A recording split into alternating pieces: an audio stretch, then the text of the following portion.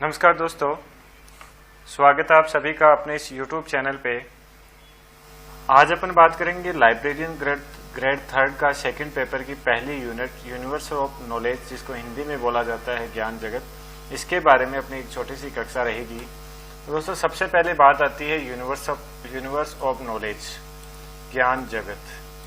तो ज्ञान होता क्या है आखिर? सबसे पहली बात यही आती है कि आखिर ये ज्ञान होता क्या है, ज्ञान कैसे ये ज्ञान का रूप धारण करता है। शुरुआत में सबसे पहले छोटी चीज क्या होती है, मतलब कह सकते हैं कि ज्ञान की जो संरचना होती है उसमें सबसे छोटी इकाई क्या होती है ज्ञान जगत से संबंधित, उस पर अपन चर्चा करेंगे। उससे पहले थोड़ा सा अपन बेसिकली जानते हैं कि मनुष्य अपने विचारों से ज्ञान की रचना करता है। मनुष्य अपने विचारों से ज्ञान की रचना करता है। तो कहने का मतलब क्या हुआ कि ज्ञान कहाँ से उत्पन्न होता है? सबसे पहले ज्ञान की अगर मूल बिंदु देखें तो वो विचार होता है। मनुष्य के मन में किसी से सुनकर या किसी चीज को देखकर या आत्मचिंतन से जो कुछ विचार उसके मन में उत्पन्न होते हैं, वो वही एक सबसे कह सकते हैं कि बेस पॉइंट होता है ज्ञान के लिए। तो देखो, पहली लाइन में क्या है, पढ़िए, मनुष्य अपने विचार से ज्ञान की रचना करता है। तो ज्ञान की रचना का मूलभूत बिंदु की अगर अपन बात करें तो वो क्या होगा भाई? विचार होगा। उसके आगे ज्ञान, देखो, ज्ञान लिखित भी हो सकता है, अलिखित भी हो सकता है, संचार योग्य भी हो सकता है, असंचार योग्य। संचार योग्य का मतलब एक से दूसरे में संप्रेषण करने लायक या बिना संप्रेषण करने लायक। बोलने लायक भी हो सकता है, न बोलने लायक भी हो सकता है, उपयोगी भी हो सकता है, अनुपयोगी, किसी भी रूप में हो सकता है। देखो ज्ञान, तो ज्ञान के बारे में सबसे पहली बात अपन को यह देखनी है कि ज्ञान की सबसे छोटी इकाई क्या होगी? विचार ज्ञान की सबसे छोटी इकाई होगी। और विचारों के मेल से ही क्या होगा? आपका ज्ञान बनता है। और ज्ञान का जब समूह हो जाता है, एक तरीके से ज्ञान का जो समुच्चय होता है वो किसका रूप ले लेता है? ज्ञान विषय बनता है। और विषय जब अलग अलग कई सारे विषय बन जाते हैं तो वो एक ज्ञान जगत का रूप ले सकते हैं। तो अपन ये कह सकते हैं कि, अब देखो अगली स्लाइड में देखते हैं अपन, मानव जो कुछ सीखता है, जानता है, अनुभव करता है, व्यक्त करता है, जिसकी रचना करता है, वही ज्ञान है।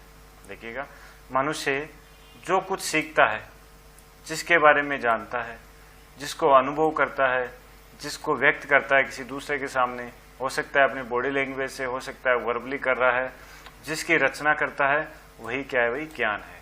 तो देखो, ज्ञान के बारे में सबसे पहले मनुष्य के मन में जो विचार है, अब विचार हो सकता है कि किसी के सुनने से, किसी चीज को देखने से, या किसी चीज के आत्मचिंतन से, किसी को पढ़ के उसको ज्ञान हो रहा हो, विचार हो रहा हो, तो वह विचार तो होता है ज्ञान का बेस बिंदु। उसके बाद एक छोटी सी लाइन है देखो ज्ञान के बारे में कि मानव जो कुछ सीखता है, जानता है, अनुभव करता है, व्यक्त करता है, जिसकी रचना करता है, वही क्या है? ज्ञान है। अब आगे देखो, ज्ञान ज्ञानेंद्रिय से प्राप्त बौद्धिक अनुभव है। मतलब ज्ञानेंद्रियां, देखो अपने जो ज्ञानेंद्रियां हैं उनसे प्राप्त जो ज्ञान, मतलब ज्ञानेंद्रिय से प्राप्त बौद्धिक अनुभव ही क्या है? ज्ञान है। आगे अपन चर्चा करते हैं देखो यूनिवर्स ऑफ नॉलेज के अंदर कि अब बात आ गई सबसे पहले ज्ञान जगत की अवधारणा से संबंधित, उसका कैसे निर्माण होता है, ज्ञान जगत बनता कैसे, उस पर अपन चर्चा करते हैं। तो सबसे पहली बात है विचार। सबसे छोटी इकाई, जैसे कि मैंने आपको बताया था कि ज्ञान का जो मूलभूत बेस बिंदु होता है वो होता है आपका विचार। तो विचार के अंदर अगर बात करें तो कुछ भी जो दूसरों द्वारा संप्रेषित किया गया हो, दूसरों के द्वारा भेजा गया हो, दूसरों से अपन को सुनने को मिल रहा है, क्या व्यक्तिगत अध्ययन, खुद के द्वारा कोई अध्ययन किया गया हो और जांच की गई हो, उसके द्वारा जो प्राप्त किया जाता है वो क्या होता है? विचार होता है। मतलब विचार दूसरों के द्वारा संप्रेषित किया हुआ भी हो सकता है, व्यक्तिगत अध्ययन से मन में आया हुआ विचार भी हो सकता है, या किसी चीज की जांच से भी प्राप्त परिणाम भी विचार का रूप हो सकता है। तो विचार के बारे में देखो क्या होता है कि विचार सबसे पहले अपने मन में जो कुछ आता है किसी चीज को लेकर, वो ही क्या होता है भाई? विचार होता है। अब देखो विचार क्या होता है? विचार सोचने, प्रतिबिंबित करने, कल्पना करने से उत्पन्न उत्पाद होते हैं। किसी चीज को अपन सोचते हैं, सोचने के बाद में जो कुछ अपने सामने परिणाम आता है, अपने मस्तिष्क में परिणाम आता है, वो एक विचार है। किसी चीज के, कोई काम को देख के, किसी वस्तु को देख के उसका जो प्रतिबिंब अपने दिमाग में बनता है वो भी क्या होता है? विचार ही कहलाता है। फिर देखो कल्पना करना, किसी के बारे, किसी काम के बारे में, किसी विचार के बारे में, किसी भी बिंदु के बारे में जब अपन कल्पना करते हैं, वो उससे उत्पन्न जो उत्पाद होता है, उससे उत्पन्न जो परिणाम अपने सामने आता है, वो क्या होता है? वही विचार होता है। ये अपन को पता होना चाहिए। आगे देखो, विचार के बाद में आता है ज्ञान। मतलब विचार से जब अपन थोड़ा सा आगे बढ़ते हैं तो आता है ज्ञान का बात आती है। तो देखो ज्ञान के अंदर पहले अपन इसको विस्तार से देखते हैं, फिर शॉर्ट में इसको समझेंगे कि मनुष्यों द्वारा संरक्षित विचारों की समग्रता ही ज्ञान होती है। मनुष्य द्वारा संरक्षित विचारों की समग्रता क्या है भाई? ज्ञान है।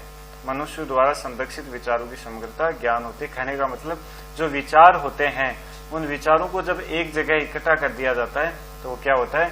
ज्ञान होता है। या अपन आमतौर पर देखो ज्ञान शब्द विचारों के ब्रह्मांड को संदर्भित करता है। मतलब विचारों का जो ब्रह्मांड है या विचारों का जो जगत है उससे क्या बनता है? आपका ज्ञान का निर्माण होता है। अब देखो नीचे डॉक्टर एस.आर. रंगनाथन ने ज्ञान को सभ्यता के माध्यम से संरक्षित विचारों की समग्रता के रूप में परिभाषित किया है। Doctor SR. रंगनाथन ने ज्ञान को सभ्यता के माध्यम से संरक्षित विचारों की समग्रता, देखो जो विचार होते हैं उनकी एकजुटता है उसके रूप में किसको बताया है? ज्ञान को बताया, विचारों की एकजुटता के रूप में। अब देखो आगे बात आती है, ज्ञान का स्वरूप मौखिक से लिखित में हो गया। प्राचीन काल में बोल के हर ज्ञान को बखान किया जाता था, धीरे धीरे किताबों के रूप में आया और लिखित से फिर किस रूप में आ गया? डिजिटल रूप में आ गया। मतलब जो आजकल अपन देख रहे हैं लैपटॉप मोबाइल के सहारा ज्ञान प्राप्त कर रहे हैं, वह अन्य स्वरूप में बदलने के बावजूद भी ज्ञान जगत का क्या रहेगा भाई? अस्तित्व बना रहेगा। कहने का मतलब क्या हुआ? ये ज्ञान चाहे किसी भी रूप में आए, ज्ञान का स्वरूप चाहे मौखिक से लिखित हो, लिखित से डिजिटल हो गया, डिजिटल से किसी अन्य स्वरूप में जाएगा तो भी ज्ञान जगत का तो अस्तित्व रहेगा। क्योंकि जैसे जैसे ज्ञान की प्राप्ति होगी उसमें नए नए नवोचार होंगे, उनकी जब उन पे जब प्रयोग किए जाएंगे तो कुछ नया निकल के आएगा और नया निकल के आएगा तो वो भी क्या होगा? ज्ञान में जुड़ता जाएगा। देखो ज्ञान एक तरीके से अनंत होता है। पहले भी ज्ञान की प्राप्ति करते थे, आज भी करेंगे और आगे भी इसकी प्राप्ति होती रहेगी। मतलब ये अपडेट होता जाएगा, कह सकते हैं कि अपग्रेड होता ही रहता है। तो ज्ञान जगत का अस्तित्व क्या होगा? बना रहेगा। उसके बाद में देखो तीसरी बात आती है विषय। अब देखो विषय में सीधी सी बात है, ज्ञान के समूह को क्या कहते हैं? विषय कहते हैं। ज्ञान का समूह में होने उससे क्या बनता है? विषय बनता है। एक ही बात है। अब देखो ये हो गया आपके विषय के बारे में कि ज्ञान के समूह को विषय कहते हैं और ज्ञान के समूह होने से क्या बनता है? विषय बनता है। अब देखो अपन मेन पॉइंट अपना जो क्रिएट होता है ज्ञान जगत, वो ये है। ज्ञान जगत अनेक विषयों का समूह है, ज्ञान जगत कहलाता है। जब कई तरह के विषय मिल जाते हैं तो वो क्या कहलाता है?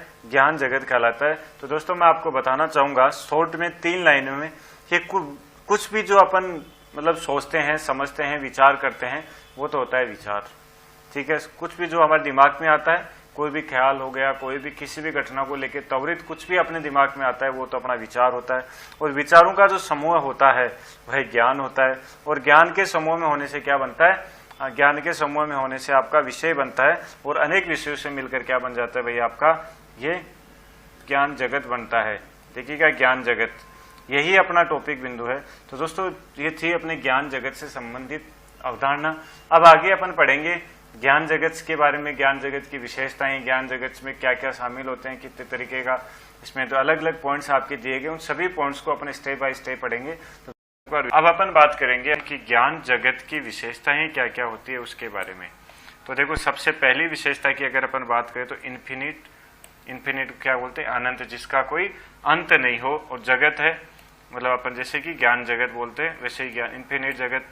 तो देखो ज्ञान की अनंत वृद्धि होती है, बिल्कुल, और यह लगातार बढ़ रहा है। बिल्कुल सही कहा। देखो ज्ञान की अनंत वृद्धि होती है, लगातार बढ़ रहा है। देखो जैसे कि अपन को पता है कि प्राचीन समय में ज्ञान की एक निश्चित सीमा तक की लोगों को जानकारी थी। धीरे धीरे समय के साथ नए नए शोध होते हैं, उनके ऊपर उनको कसौटी, तरह तरह के आयाम कसौटी पे उनको परखा जाता है और फिर जो नवीन शोध होते हैं वो उनमें क्या कर दिए जाते हैं? ऐड कर दिए जाते हैं। तो इससे ज्ञान की क्या होती है? अनंत वृद्धि होती है और ये लगातार बढ़ रहा है।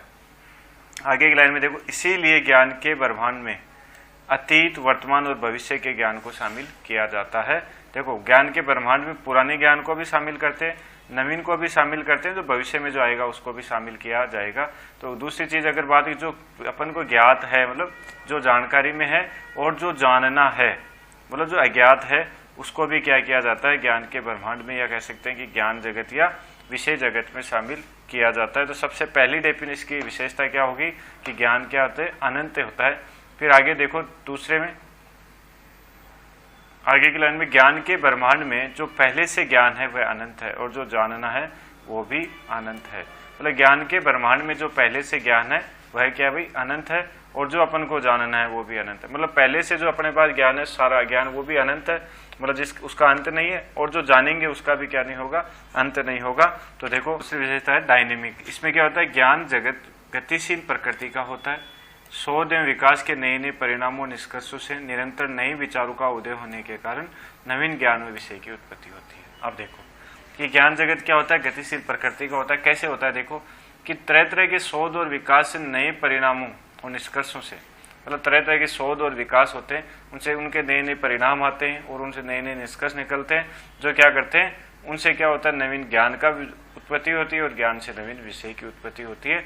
तो देखो इसी प्रकार क्या कह सकते हैं कि ये क्या है, डायनेमिक है, गतिशील। फिर बात आती है निरंतरता। निरंतरता का मतलब लगातार चलने वाला। तो देखो ऊपर की लाइन में अपन ने पढ़ा है कि शोध एवं विकास से नवीन नवीन ज्ञान की उत्पत्ति होती है, तो लगातार उसमें क्या होता है, ज्ञान जगत में परिवर्तन होता रहता है। उसके बाद में अगली अपनी विशेषता है अंतहीन। ज्ञान जगत अशांति की स्थिति में है और समय के साथ साथ जानने की सीमाएं भी क्या होती है, बढ़ती जाती है, बदलती जाती है। आज अपन किसी जैसे सब प्राचीन समय में जो ज्ञान हुआ करता था वो बोल के दिया जाता था, बोल के दिया जाता तो सीमित ज्ञान था, फिर लिख के दिया जाने लगा। और आजकल आपको बताया गूगल जो अपना है गूगल बाबा, उस पर आप जो चाहो वो जान सकते हो। और हर आदमी की जानने की इच्छाएं भी निरंतर क्या होती जा रही है, बढ़ती हुई जा रही है। तो अपन ये कह सकते हैं कि ज्ञान जगत क्या है, अंतहीन है, जिसका कोई अंत नहीं है। देखो प्रयोग में पुराने सिद्धांतों की शक्ति से जांच की जाती है और नए नवाचार पुराने सिद्धांतों की जगह लेते हैं। जब शक्ति से जांच की जाती है तो उनमें जो भी परिवर्तन मतलब महसूस होता है या जो बदलाव करने की आवश्यकता फील होती है, उसी से क्या कर लिया जाता है, नए नवाचार पुराने सिद्धांतों की जगह ले लेते हैं। फिर आगे देखो मल्टी डायमेंशनल मतलब बहुआयामी, मतलब ज्ञान केवल एक ही दिशा में नहीं बढ़ता, विषयों का विकास कई दिशाओं में होता है। तो देखो एक बहुआयामी मल्टी डायमेंशन भी क्या होता है, ज्ञान जगत की विशेषता होती है। अब देखो रंगनाथन ने ज्ञान जगत को जो मतलब जो ज्ञान जगत का विकास है उसको वटवृक्ष के विकास की तरह रेखांकित किया। तो ये आपको पता होना चाहिए कि ज्ञान जगत के विकास को वटवृक्ष के विकास की तरह रेखांकित किसने किया, तो डॉक्टर रंगनाथन ने किया है। जिसमें क्या किया है, जिसमें नवीन शाखाओं के साथ उप शाखाओं का भी विकास होता रहता है। कई विषयों के प्रभाव से नवीन विषय का उदय होता है।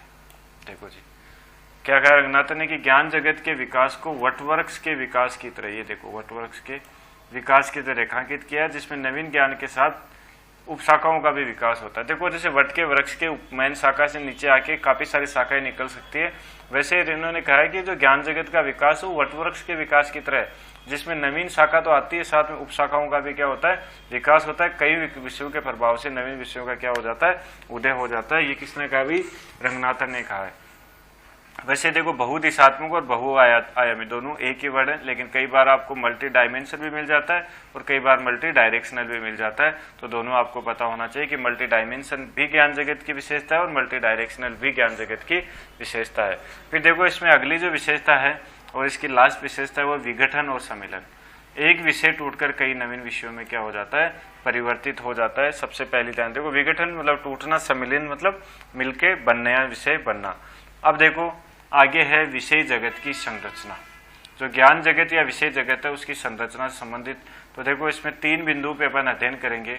सबसे पहले अपनी जो बिंदु आती है दोस्तों वो आती है डाइकोटोमी। डाइकोटोमी जिसको हिंदी में द्विविभाजन बोला जाता है। डाइकोटोमी को हिंदी में द्विविभाजन बोला जाता है। फिर है आपका डिकेकोटमी, डिकेकोटोमी जिसको 10 विभाजन बोला जाता है। देखो पहला है डाइकोटोमी, दूसरा आपका है डिकेकोटमी और तीसरा आपका हो गया पॉलीकोटोमी। पॉलीकोटोमी मतलब द्विविभाजन, पहला आपका द्विविभाजन, दूसरा आपका हो गया 10 विभाजन और नेक्स्ट आपका हो गया बहुविभाजन। तो देखो अपन 1 बाय 1 करके इनको पढ़ते हैं। सबसे पहले अपन बात करते हैं द्विविभाजन, जिसको आप बोलोगे डाइकोटोमी।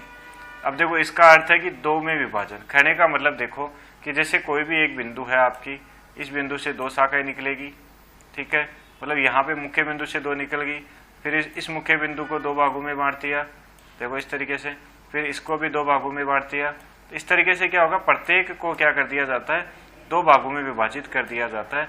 इसी तरीके यही क्या है आपका डाइकोटोमी है कि देखो प्रत्येक को क्या करेंगे भाई 2 भागों में बांट देंगे इस तरीके से, एक के बाद एक।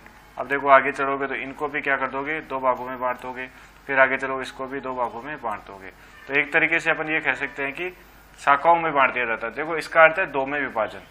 अब विषय जगत में 2 भागों में, देखो इसमें विषय जगत को 2 भागों में, फिर पुनः 2 भागों में, फिर पुनः दो भागों में क्या कर दिया जाता है, विभाजित किया जाता है, जैसे जीव विज्ञान को जूलॉजी व बॉटनी में। ठीक है, अब देखो पहले एक लाइन आएगी, इसे बाइनरी क्लासिफिकेशन के नाम से भी जा रहा था। चलो दोबारा बता देता हूँ, द्विविभाजन। द्विविभाजन में इसका अर्थ है दो में विभाजन। अब देखो सबसे पहले इसे बाइनरी क्लासिफिकेशन के नाम से भी जाना जाता है, ये भाई अपन को याद रखना एक तरीके से। ये जो है आपको बिल्कुल याद होना चाहिए कि कौन से विभाजन को बाइनरी क्लासिफिकेशन के नाम से भी जाना जाता है। तो जो आपका द्विविभाजन है उसको बाइनरी क्लासिफिकेशन के नाम से भी जाना जाता है। इसमें होता क्या है कि कोई विषय जगत को दो भागों में, फिर दो भागों में, फिर दो भागों में, फिर दो भागों में, इसी तरीके से बांटा जाता है। जैसे देखो जीव विज्ञान है, जीव विज्ञान को जूलॉजी और बॉटनी में बांट दिया। फिर जो बॉटनी है उसको भी अलग अलग, जैसे जो प्लांट होते हैं अलग अलग, जो मतलब फूल वाले प्लांट, बिना फूल वाले प्लांट, इस तरीके से अलग अलग भागों में बांट दिया जाता है। अब देखो आगे वापस एक महत्वपूर्ण बिंदु आ रहा है, द्विविभाजन के योजनाबद्ध निरूपण को पोरफ्री का वृक्ष कहा जाता है। बिल्कुल जी, द्विविभाजन के योजनाबद्ध निरूपण को पोरफ्री का वृक्ष कहा जाता है। ये आपको पता होना चाहिए कि पोरफ्री का वृक्ष किस विभाजन से संबंधित है, द्विविभाजन से संबंधित है। अब देखो पोरफ्री कौन था, एक महान रोमन दार्शनिक था, महान रोमन दार्शनिक थे पोरफ्री, और यह अरिस्टो की ज्ञान वर्गीकरण पद्धति पर आधारित है। क्या भाई, ये आपकी जो द्विविभाजन पद्धति है वो क्या है, अरिस्टो की ज्ञान वर्गीकरण पद्धति पर आधारित है, ये आपको पता होना चाहिए। फिर आगे देखो, द्विविभाजन पद्धति को स्केल ऑफ बीइंग भी कहा जाता है। देखो पहला नाम आ रहा था बाइनरी क्लासिफिकेशन भी के नाम से भी जाना जाता है, और द्विविभाजन पद्धति को स्केल ऑफ बीइंग भी कहा जाता है। तो ये था अपने द्विविभाजन के बारे में। अब अपन बात करते हैं 10 विभाजन। 10 विभाजन डीके कोटमी, यह 10वें विभाजन को दर्शाता है। मतलब जैसे उसमें था ना 2 में, फिर 2 में, फिर 2 में, वैसे इसमें 10 में, पुनः 10 में, फिर पुनः 10 में। देखिएगा 10 भागों में, फिर पुनः 10 भागों में, फिर पुनः 10 भागों में विभक्त किया जाता है। तो यह क्रम क्या होता है, कंटिन्यूसली चलता ही जाता है। अब देखो डीडीसी व यूडीसी में 10 विभाजन पद्धति को अपनाया गया। बिल्कुल इंपॉर्टेंट चीज है भाई, 10 विभाजन पद्धति को किस में अपनाया गया, डीडीसी व यूडीसी में 10 विभाजन पद्धति को अपनाया गया है। अब देखो एक और नीचे देखो, 1876 में मेलविल डेवी द्वारा विषय जगत के वर्गीकरण, मतलब डीडीसी। अब देखो डीडीसी का राइटर कौन थे भाई, मेलविल डेवी। मेलविल डेवी ने डीडीसी का 1876 में निर्माण किया, और उसमें किसको शामिल किया, 10 विभाजन पद्धति को शामिल किया, और वहीं से क्या हुआ, 10 विभाजन जो पद्धति है उसको लोकप्रियता हासिल हुई। तो देखो इसमें मेन इंपॉर्टेंट क्वेश्चन 10 भागों में, सबसे बड़ी बात तो ये देखो कि 10 भागों में, फिर पुनः 10 भागों में, ये आपको पता होना चाहिए। फिर देखो डीडीसी और जो यूडीसी है उसमें क्या है, 10 विभाजन पद्धति को अपनाया गया, ये भी आपको पता होना चाहिए।